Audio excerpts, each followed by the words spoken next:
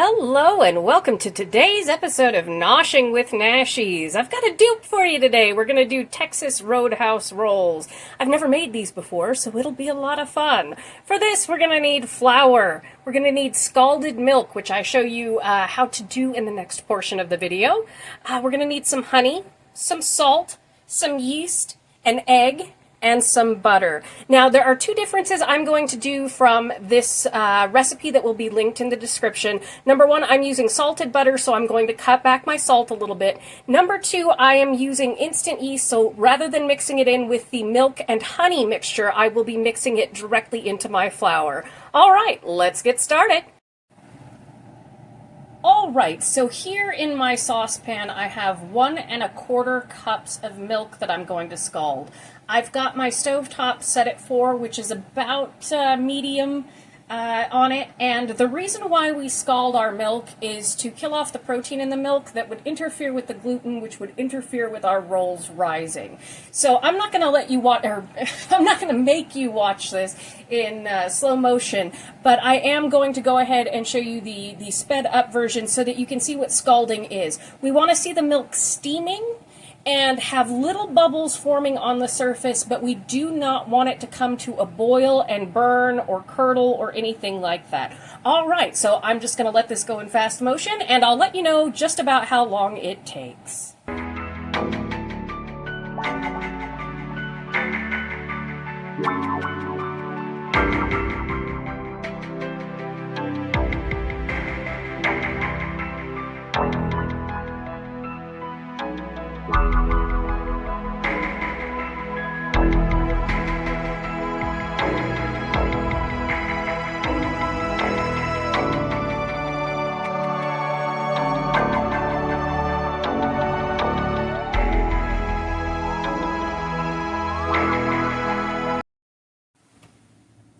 Right, that took about 10 minutes to scald our milk. You can see that it's got some bubbles around there and it has begun steaming. We're just going to set this off to the side and kind of let it come down in temperature until it won't kill our yeast, is what it is. So I'm just going to set this aside and set up everything else.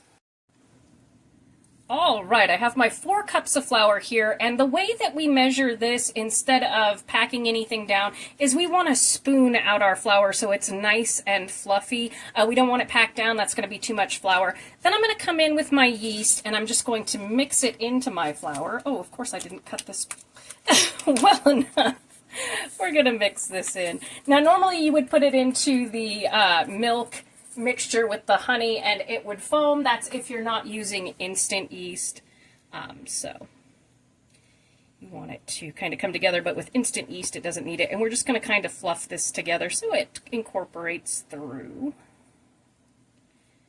Make sure there's not like big lumps of yeast colony.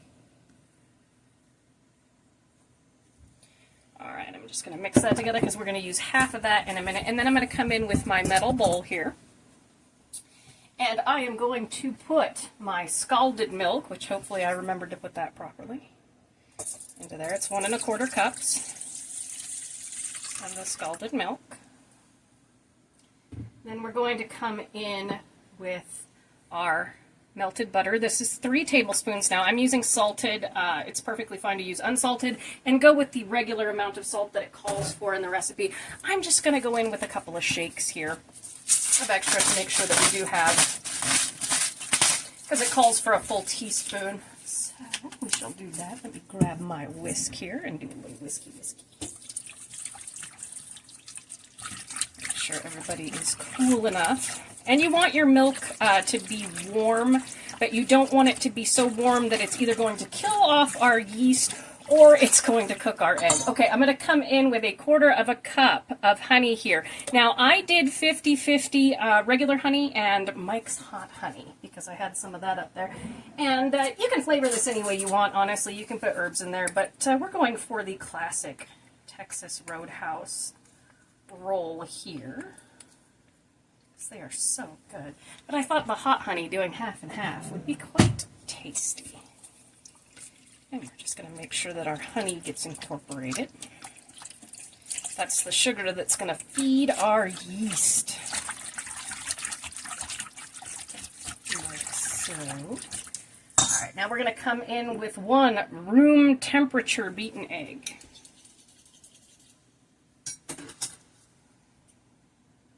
And again, this is why you want everything to be warm, but not so warm that it is going to cook an egg, because that would be bad. And as you can see, we did not make scrambled eggs or egg drop butter, which would not taste good, I don't think.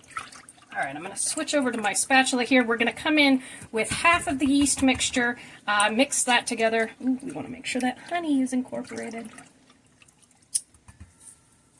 We're going to come in with half the flour to begin with, and then we are going to come in with half afterwards to make sure that we're not overfilling.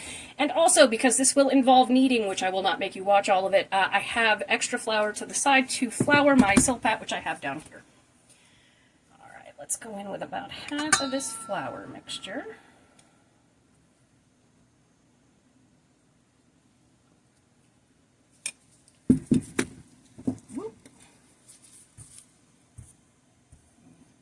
Get this all mixed up.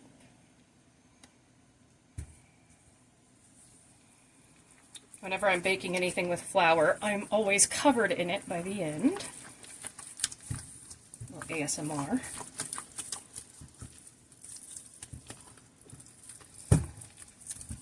And I also heated my oven up to 200 and then turned it off and let it cool just a little bit, because when this is rising for an hour, I'm going to put it in there to make sure we get a good rise on this dough. And that's a trick. All right.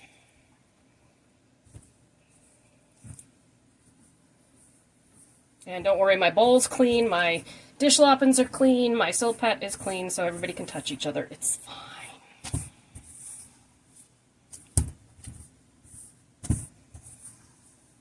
And we just want to get as much of this flour incorporated into the dough before we turn it out to knead it. And we're going to knead it for about 8 minutes or so. Naturally, if you have a KitchenAid or anything like that, you can use that to do this. That will be in the recipe that is linked in the description there. All right, it looks like everybody is pretty chill, so I'm going to go ahead and flour my board here, and then I'm going to flip it out, and you guys can watch me knead it for 8 minutes.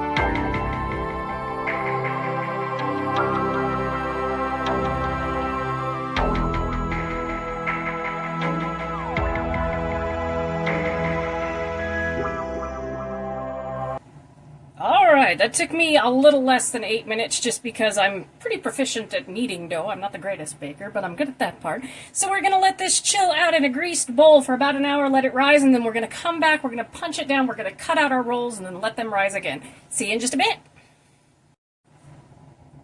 Okay, my dough, she has arisen, so we're going to pop her out here. You can see nice and floofy.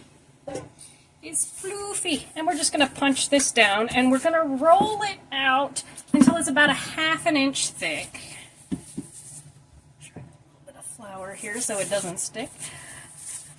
And this doesn't get like extremely poofy. It can if you let it rise a little bit longer, but it's not like a pizza dough or whatever. What the heck are you?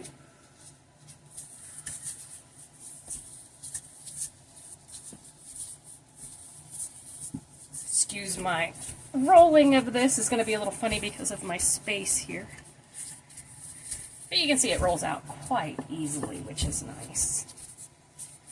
We want to roll it out to about a ½ inch thick. Come here, dough. And then we're going to fold it in half. And then we're going to cut 24 rolls. I'm going to place them on a baking sheet that I have lined with non-stick aluminum foil, and we're going to let them rise until they're double in size, about 30 minutes. And then we're going to bake them at 350 degrees for 12 to 15 minutes, and then top with some nice melted butter. Are you about a ½ inch thick? Are you? Shift my dough here. Someday, I will get me a working station. I love my kitchen because it's convenient, but it is a little bit on the small side. But it is very comfortable as far as function goes. Not so much for filming. Alright. Okay, that looks about a ½ inch thick to me here. Now we're supposed to fold this in half. So I'm going to do like so. We're supposed to kind of seal the edges here. I'm going to pat it down, a little bit more than this, just because I want a little more surface area. There we go. It's okay if it's not perfect, nothing ever is. And then we are going to, let's see how we're going to divide this. I'm going to divide it in half. Now I have one of these handy little bench scrapers is what I call it.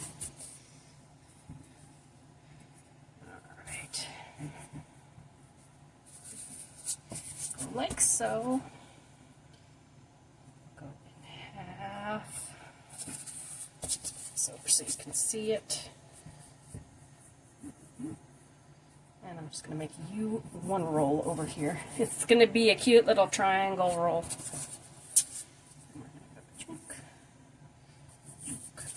Because these aren't particularly large rolls. So 1, 2. We're going to have some triangle rolls. It'll be fun. 1, 2, 3, 4, 5, 6. Yes, that works. 8, 9, 10. Okay, so it's probably going to be about 20 rolls for me just because of the way that I cut it. And that is perfectly fine. We're going to go like so. And make you into 2 rolls. They come out like that. They have that little fold, which I think is the Texas, I haven't been there in the longest time, the Texas Roadhouse kind of way there.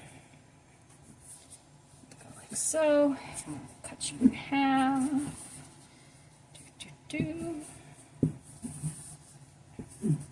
Oh, they're so cute. They're so cute.